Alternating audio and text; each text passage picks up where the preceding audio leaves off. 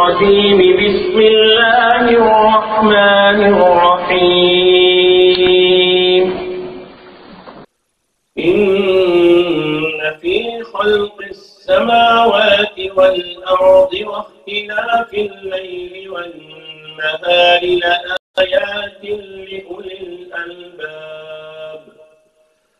الذين يذكرون الله قياما وقعودا وعلى جنوبهم ويتفكرون في خلق السماوات والأرض ربنا ما خلقت هذا باطلا سبحانك فقنا عذاب النار ربنا إنك من تدخل النار فقد أخزيته وما للظالمين من أنصار ربنا إننا سمعنا مناديا ينادي للإيمان أن آمنوا بربكم فآمنا ربنا فاغفر لنا ذنوبنا وكفر عنا سيئاتنا وتوفنا مع الأبرار ربنا وآتنا ما وعدتنا على رسلك ولا تخزنا يوم القيامة إنك لا تخلف الميعاد ويوم ينفخ في الصور ففزع من في السماوات ومن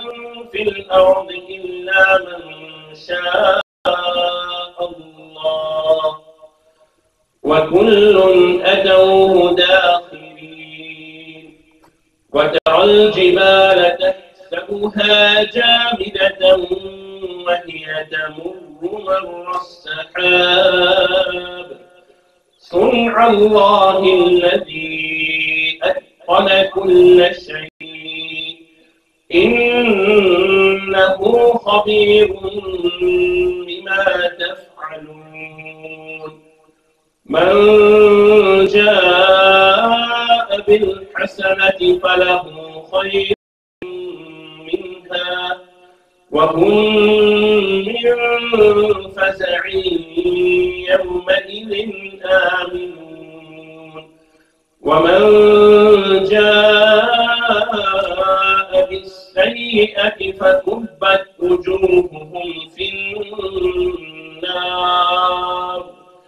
هل تجزون إلا ما كنتم تعملون إنما أمرت أن أعبد رب هذه البلدة الذي حرمها وله كل شيء وأمرت أن أكون من المسلمين وأن أتلو القرآن فمن اهتدى فإنما يهتدي لنفسه ومن ضل فقل إنما أنا من المنذرين وقل الحمد لله سيريكم آياته فتعرفونها وما ربك بغافل عما تعملون